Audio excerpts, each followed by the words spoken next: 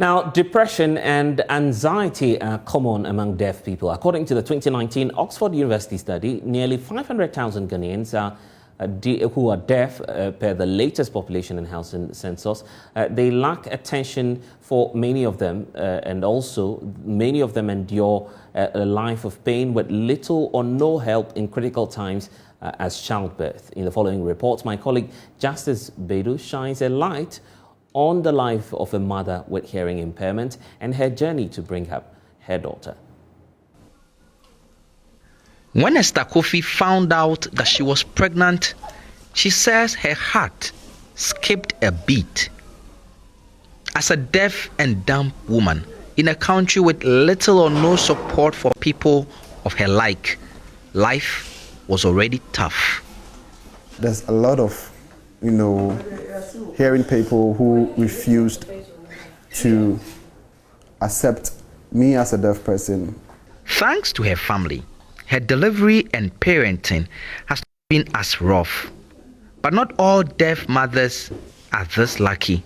Some people think that, deaf people can take care of their kids. Actually, we can, and we do our best.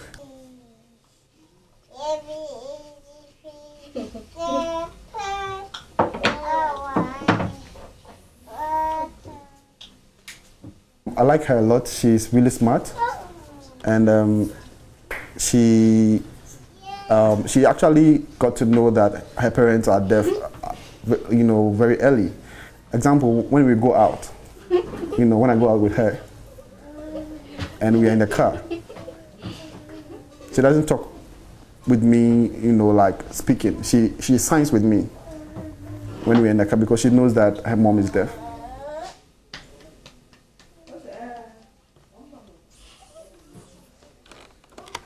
It was difficult coming up, even to the extent that teachers were even calling me Mumuni.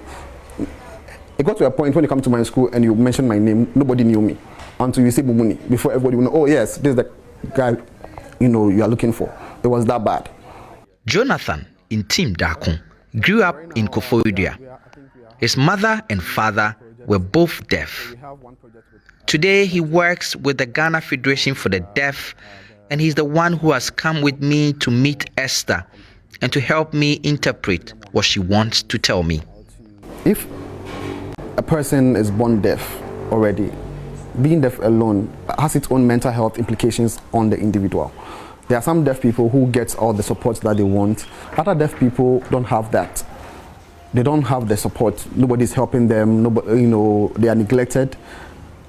Look at what that alone can do to a person.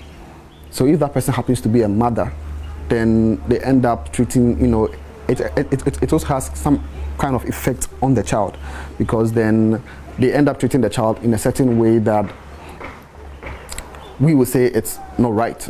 A 2019 Oxford University study showed deaf adults have a higher reported rate of diagnosis of depression or anxiety disorder at an earlier onset compared to the general population. The Ghana Health Service does not have sign language interpreters in many health facilities across the country. Deaf women go into labor many times under doctors who do not know how to communicate with them. Antenatal and postnatal centers largely do not have sign language interpreters, and there is almost no one to talk to about their mental health post-delivery. In Ghana too, even normal people who have mental health are not even able to access healthcare because of what discrimination and how people will talk about them. How much more a deaf person? They don't even know that there's a place where they can even go to get that assistance. I'm not God to know what her future will be, but what is I want to do is that I want to work so hard to give her the best education that she needs, to give her every needs that she wants. Maybe when she grows up, she's of age and she wants to be a doctor, I'm ready to support her to become what she wants to become. I'm ready to encourage her to learn hard, to make her parents proud. Compared to her friends, Esther has been lucky.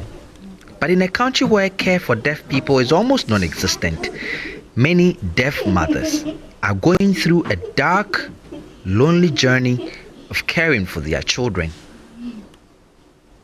Justice Baidu, Joy News, Ebri.